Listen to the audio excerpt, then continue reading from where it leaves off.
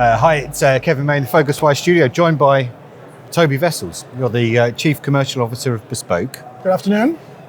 And before we went on air, you were saying to me, it's not bots, and you were being very, very firm about that. Give us a sense of why you are so firm about that. Yeah, well, it's interesting when people come up and say, oh, you're a bot company, right? And I always say, well, you go to Amazon and say you're a mail order company because Amazon sends you packages, right? Amazon is much more than sending you packages.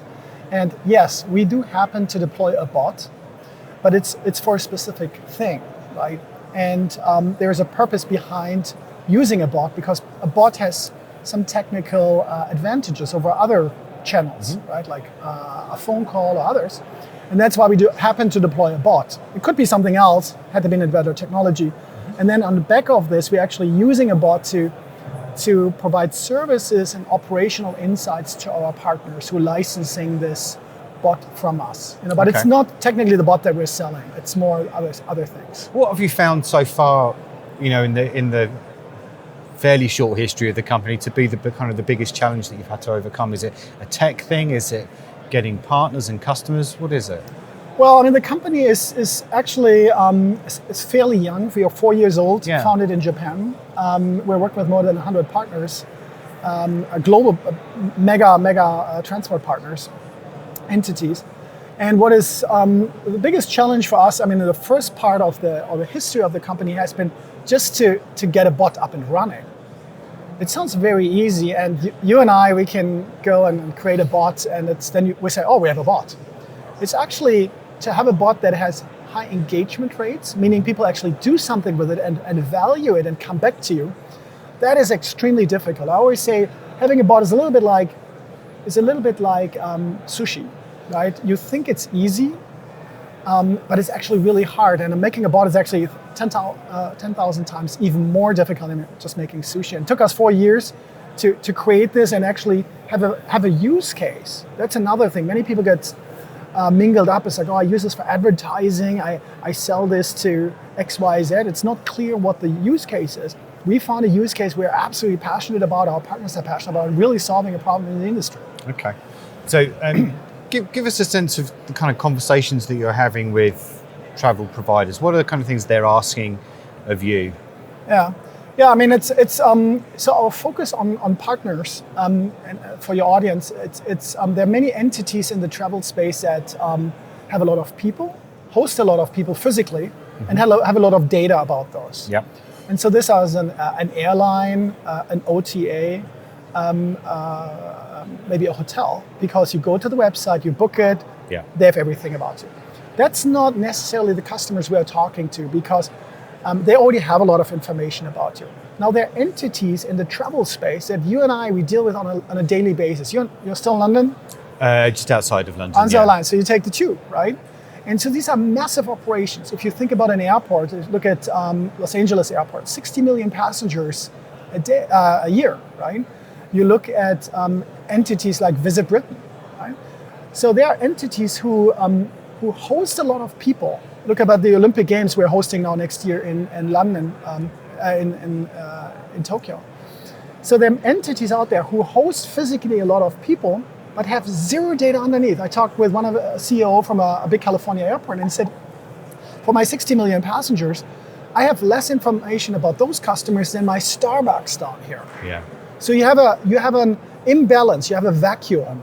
And what we're trying to do is like, hey, we are helping these entities that are so massive if they were an online presence, but they're physical space, to help them understand their customers and help with our services to address those customers. Okay.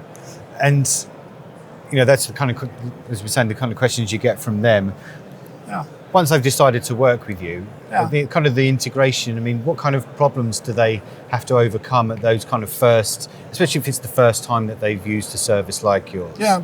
What kind of things happen that maybe surprise them? So one thing to explain is, so we do have this bot, and the bot is we're using this as a syringe to leverage and harness user data, traveler data at an airport, right? And so the way to engage with this is we make this frictionless. If you look around at big tech conferences, you see everyone has a different app. Everyone has a different platform. Everyone has a different exchange, right? And so you need to be part of this. And what we say is, everyone is focusing on these hyper travelers with a hyper tech approach, right? And so you're basically looking into getting more data from people you already have a lot of data about. Right. So what about the family that is going through an airport, or me visiting London on a train, right? There's no data about those. So what we do is we deploy this bot. It goes on a city Wi-Fi or on a bus Wi-Fi or on a tube Wi-Fi where you don't have cell phone reception on an airport. It just says, hey, welcome to London. Welcome to LAX airport. How do you like the airport? As part of the conversation, the bot will answer everything, a question you have about the location. Mm-hmm. But then, and this is what our partners are really excited about, is to say, hey, what do you think about this airport?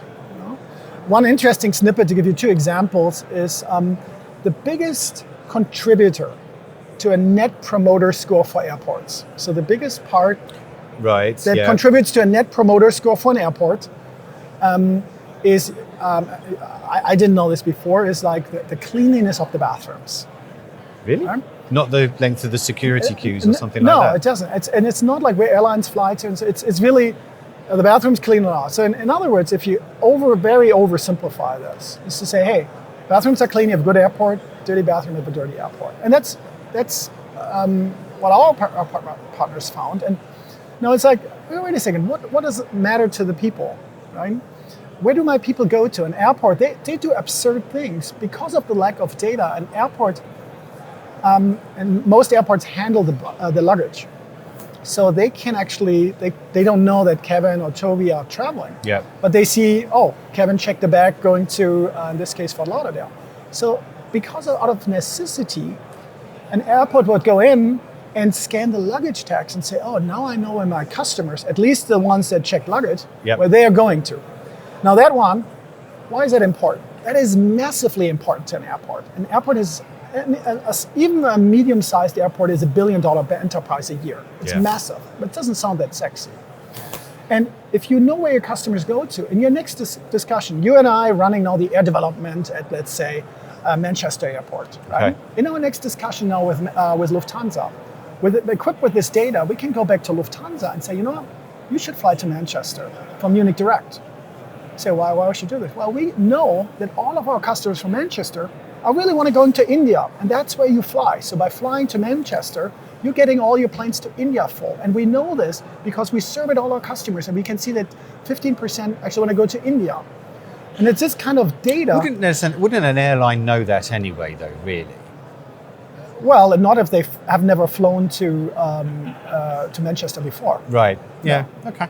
Then you see this, the biz dev teams at airports, they pitch, right? So San Jose is pitching with New Orleans to competing for the business from BA to fly their 787. Yeah. And everyone is relying on the same data and says, hey, come to fly to New Orleans, come to San Jose. Yeah. But now if you have extra data, your pitch to an airline becomes more convincing.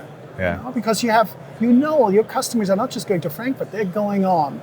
And you have that based on what we call humanized data. So one last point, Toby. Where is your biggest customer base? Is it from airports? Because I sense you're quite energized about that, and the use cases are brilliant. Is that your biggest kind of where you've seen the most pickup for it? Well, airports are. What's nice about airports have a very high need. They have a lot of people. But they know nothing about. They know nothing about customers. It's interesting. I was just on a conference in LA about cities, urban planners. Yeah. And it's also something that you don't find at a tech conference. We've seen the mayor here from big cities, but these are big entities. And what happens now? People are retiring. You have new blood coming in, and these are younger folks who say, I'm running the innovation team here at Los Angeles, at the Los Angeles Department of Transportation. Right? Show me my data. I say, well, we don't have anything. I say, wait a second. I went to business school. Everything I can track where my coffee is, right? I can track my scooter, right? Yeah. And you tell me I don't have any data here at this I know about my buses. How do my people do it? Yeah. And so now you see this generation shift. You see the mayors getting very aggressive, pushing their teams into being more accountable, using data, right? Smart cities. And so we see great response from cities to say, hey, can you help us understand customers. And in fact, the Los Angeles Department of Transportation, they have created what's called a transportation happiness score. A transportation happiness score. It's like, I've never heard that from a city before. Yeah. And so when we say, hey, we can help you to actually track, what does that mean? For how do you do this? You can't have the bus driver ask Or questions. unhappiness score, of course. That's exactly right. Yeah. And one funny snippet is like, the reason that people don't like to go on a bus, right, is not because I would have guessed maybe it's dirty, right? It's too expensive. It's not where I go. No. One of the main reasons people don't want to go on a bus is because of bus stops that are unlit at night. Okay, you feel unsafe. Yep. And so wait a second, that's a totally manageable problem, right? We could put a light everywhere, but we never knew, right? Yeah. And we never knew that that's an issue for our customers. And if that's what it takes to increase ridership by 25%, we put a light up everywhere. Okay, Right? great. Toby Wessels, thank you very much. That's great. Thank you. pleasure. Thank you.